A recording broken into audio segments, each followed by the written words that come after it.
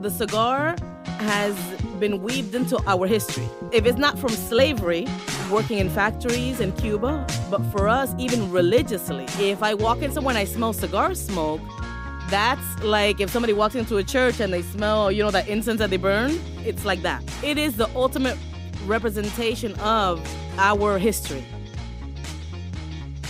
Almost as if to test just how close twin sisters could be, Yvonne and Yvette Rodriguez are also business partners.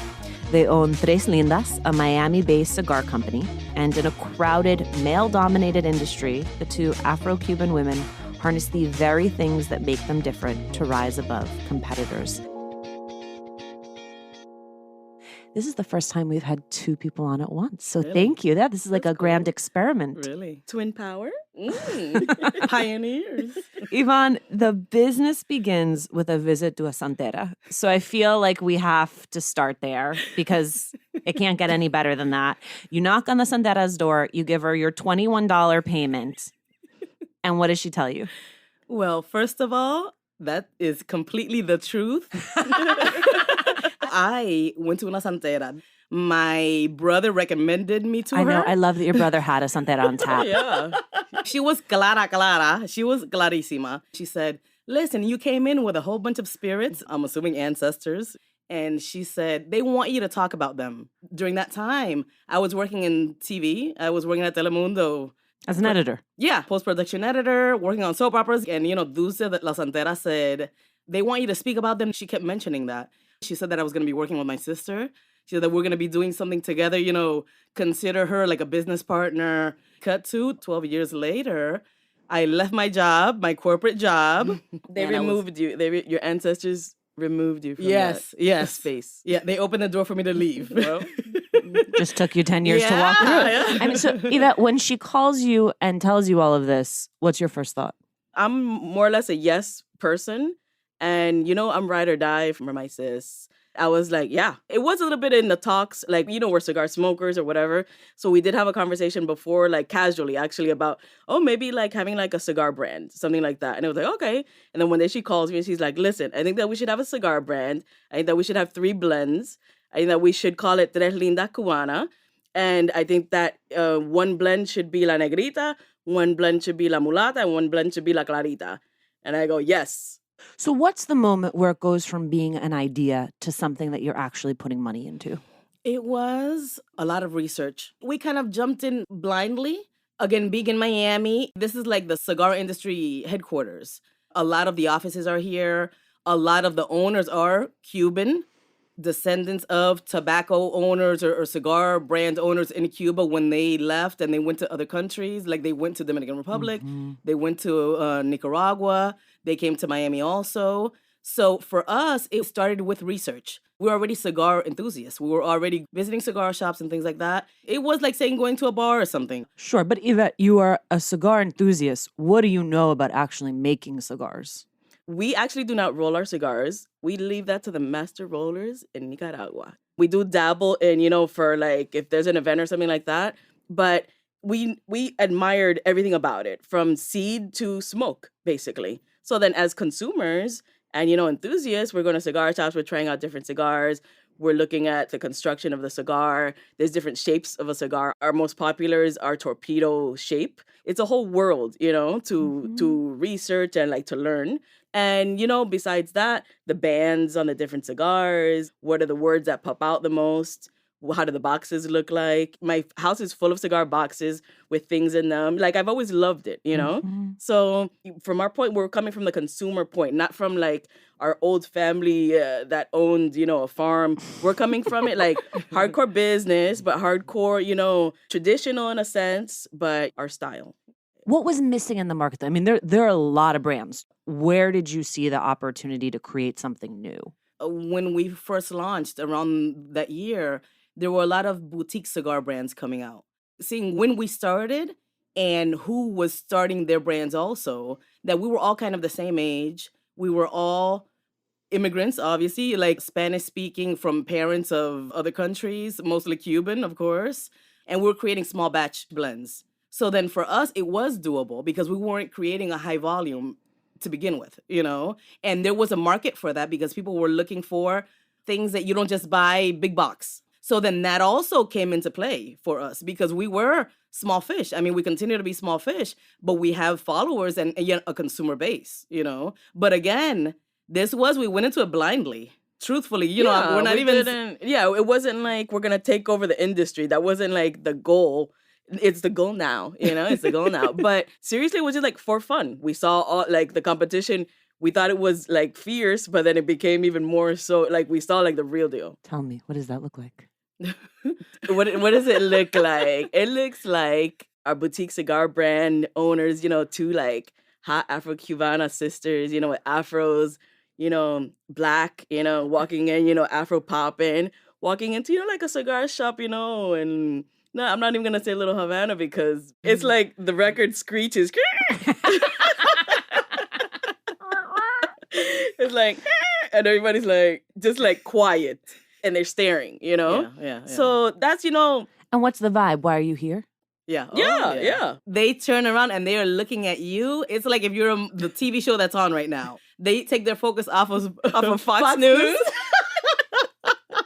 They stopped watching Fox News for a second. Yeah, and this was at the height of the campaigning back then. Yeah. So then we would walk in and, the atmosphere was not aggressive or anything like that, but they were white, older Cuban men in there, And again, we speak English and Spanish, but you're walking in and they don't even think that you smoke a cigar. So then you're walking in and they think that you are the tourist buying something for their boyfriend or their husband, So it's like, no, hold on. This is my brand, Lindas Cubanas cigars. And so you switch into Spanish immediately. I mean, is that I naturally speak both anyways, fluently. But to demand that they understand and contextualize you must switch to Spanish. We have to, because they also, a lot of these shop owners only speak Spanish in Miami. And so how do you prove yourself? I wake up and I throw myself off of a cliff every day. Like you come in thinking that you're going to win this over or, you're going to make the big sale and they are not paying attention to you. And that happens a lot. But again, that's a great way to sharpen your knife. And I'll tell you truthfully, immediately, I'm saying within 2 to 3 months, we were getting responses from, truthfully, a lot of Black-owned cigar shops. Yep. A lot of Black-owned or Black-focused events. To be a sponsor in a corporate event, you have to pay, you have to do a whole bunch of things. We said, listen, we want to do this. We have no money. We cannot give that much inventory at all, but they wanted us there because they've never been able to speak to someone that owns a cigar brand that speaks English also that looks like them, So we were like a highlight of their day. What then have you learned about your consumer? They're smart. And they have money. We attract mostly the consumer that knows about cigars, knows the leaves, knows the process because they're very into it. An American, let me tell you, I thought that we were going to get a lot of Hispanics, a lot of Latinos smoking. And no, Americans are smoking, they are the consumer. But you're not just in Miami. I mean, you're in Virginia, you're in Texas, you're in Maryland. So you're actually doing that, each of those touch points. Like, are you traveling to those places and meeting with those shop owners? A lot of those, to bring it back a little bit, when we started, we knew that we didn't have the ability to travel everywhere. And I don't like long road trips. I don't like, getting in a car and just driving. I don't like that. Yvette, for me, I think she's a genius because she saw that we were attractive to media. You get what I'm saying? Like our story, which I didn't think it was. So then instead of putting out marketing dollars towards putting ads into trade magazines, cigar trade magazines, we decided to get features on us. And we are small business owners, minorities, in a niche that, nobody looks like us till this day. We go and we're like the sore thumbs there, And you know what? Better for it. It's better. And truthfully, for being a small business that a lot of big brands know about us, we're not just a typical guayabera wearing el señor sitting down with his whole family around him or whatever. We are the new generation of cigar smokers, So then we reflect what's out there, the consumer. Feeling My Flow is a podcast co-created by Juleka and produced by her company, Lantigua Williams Co, which also produces Latina to Latina. Feeling My Flow sees and talks about menstruation as an event that happens to all types of bodies and affects menstruators in different ways. How they feel about their bodies, how others treat them based on social norms, what access they have to information and power. Feeling My Flow brings us the stories of individuals and how they've been shaped by menstruation. There's Lola, a late bloomer, PJ, a trans man who gets sympathy cramps, Cass, who sparked an international conversation with an Instagram post. Feeling My Flow wants to help you start important conversations at critical moments. Listen and subscribe wherever you get your podcasts and visit Feeling My Flow, that's feelingmyflo.com for more. Listen and subscribe wherever you get your podcasts. Cigar smoking is most often portrayed as a male pastime, as a masculine pastime. Did you have women in your life who smoked cigars? Yeah, my grandmother was a big-time cigar smoker. Stereotypical, a caricature. If you Google Cuban cigar smoking woman online, the ladies that come out look like my grandmother. Imagínate, my grandmother was una santera. She would wear these long, like, white flowing skirts, and she would, and this is like inside the house, and she would ash on top of the skirt. So then her skirt, So then, she lived in Little Havana, and we lived at that time growing up. We always grew up down south in South Miami-Dade, So that was, we grew up as Americans, and speaking English and things like that, and we spoke Spanish at home. So going to my grandmother's house, it was like an experience, Culture shock that we were used to at that point. Your mom came on the Freedom Flights in 1969. Yeah. Your dad was a member of the national soccer team, defected to Panama, came the year after your mother. So your parents meet in Cuba, but they marry here. Yeah. What have they shared with you about the decisions they had to make during those times, both about leaving and then choosing to raise the two of you here?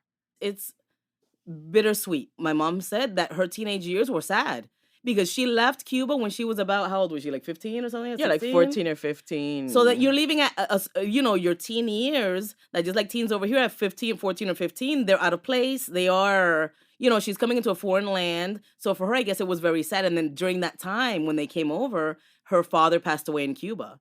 And she said that she cried for her dad, but she didn't cry as much as when she first left. Because for her, she didn't feel like she was ever going to see him again anyways, And then I guess my father came over. They were teenage, it's a love story.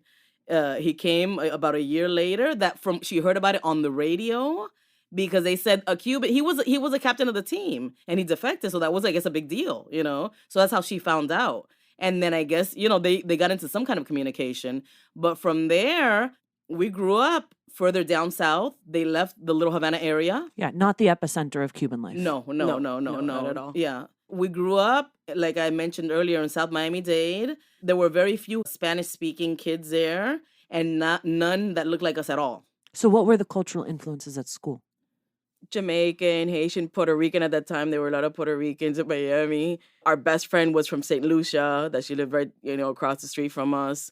We had a neighbor down the block that he was Filipino. It was very eclectic, now that I think about it. Very Caribbean.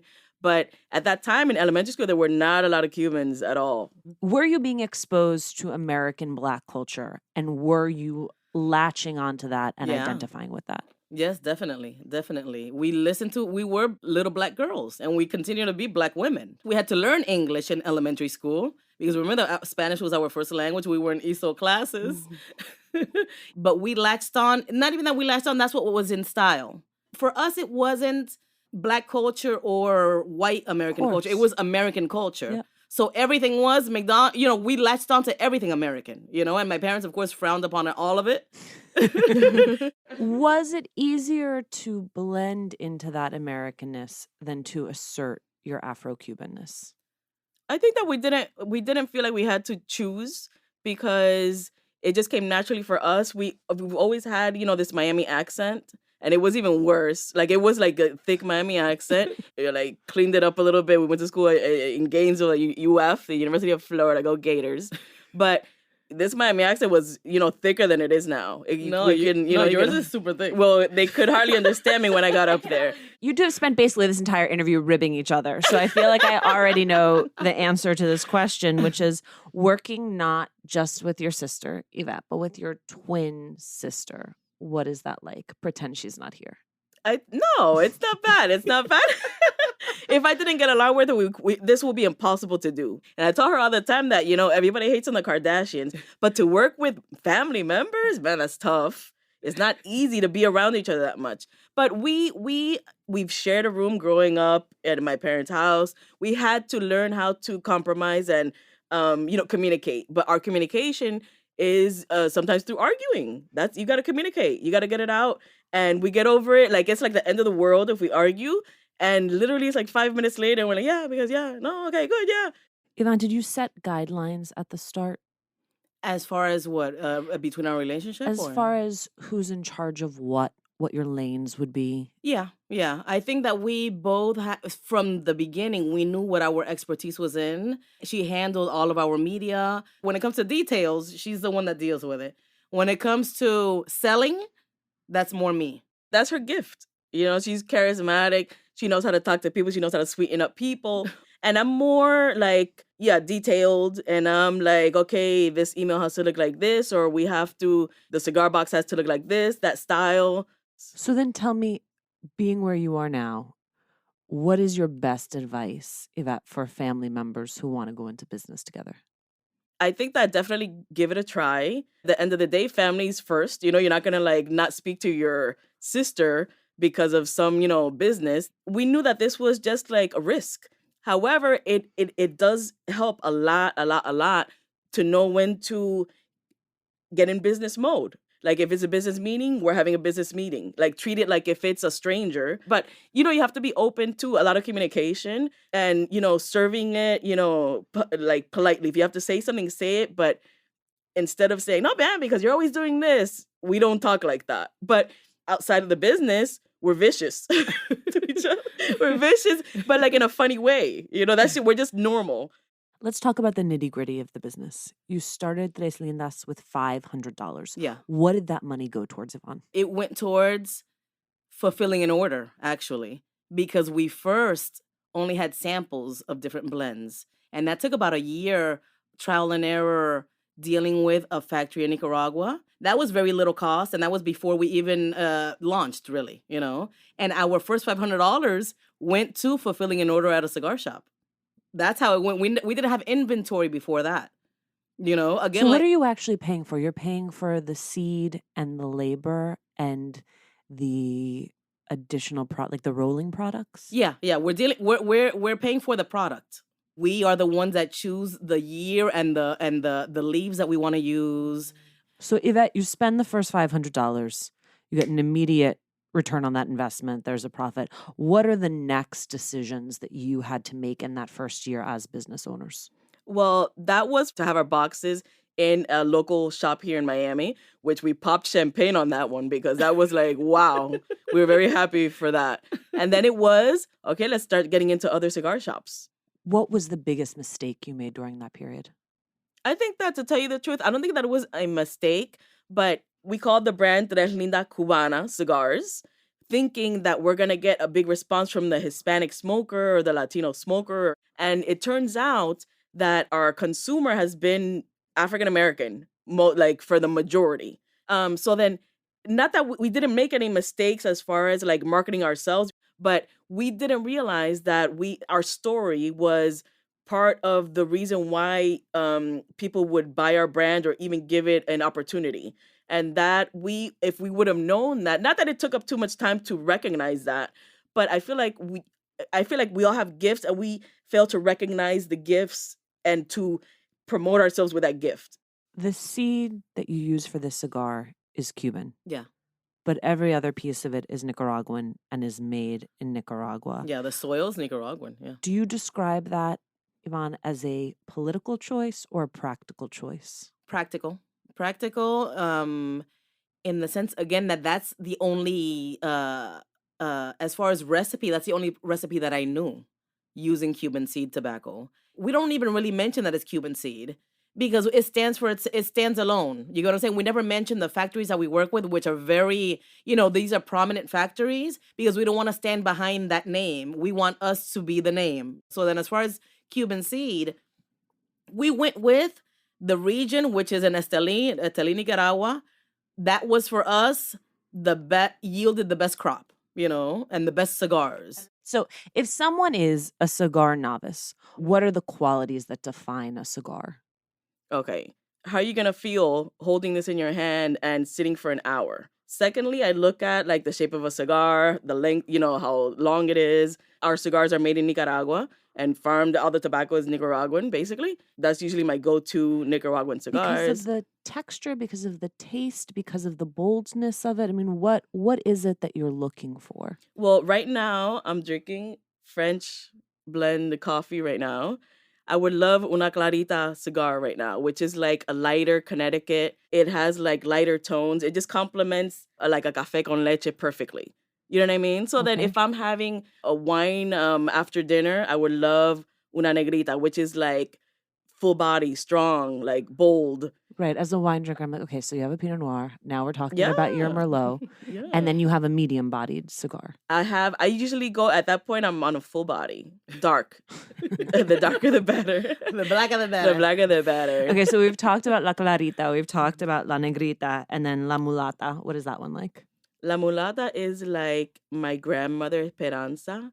A little bit of the light with a little bit of the dark. La Mulata is Cuba. So yeah, that's like our homage to Cuba. El Habano, La Mulata. A big part of the brand, to bring us back to where we started, is about honoring your ancestors. How exactly do you do that? Well, for me, smoking a cigar is a religious experience. It is. The cigar has been weaved into our history. If it's not from slavery, working in factories in Cuba, but for us, even religiously, if you're looking at Afro-Cuban or African religions, that is part of their lifestyle, So then for us, if I walk in somewhere and I smell cigar smoke, that's like if somebody walks into a church and they smell, that incense that they burn, it's like that. And I'm not even playing around about that. It's like that, So for us, we have, as far as the cigar, we hold it in very high regard. It is the ultimate representation of, as far as in my family, our history. I'm a good Cuban woman, and you walk into a good Cuban woman's house and there's a cigar in the corner, because that's for our ancestors. That's like blow some smoke in the air, for him or for her, As far as when she mentioned that my ancestors wanted me to speak about them or to tell their story, I think that we took the right route. I think so too. What, Yvette, do you think your ancestors would think about this endeavor? I think that they probably been knocking on the door for a while, just trying to get our attention. And I think that we are them walking. So then when we walk in a cigar shop, like, how are we getting all this confidence? We're coming in like Beyonce.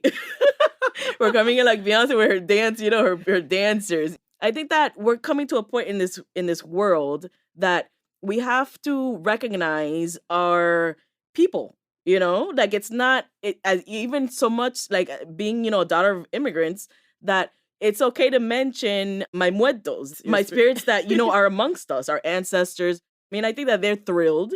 And I mean, who wouldn't be? Like, this is like, instead of just putting like a picture on the wall, we're like the walking embodiment. I also always think about the fact that it's like, these women left everything they had. Yeah.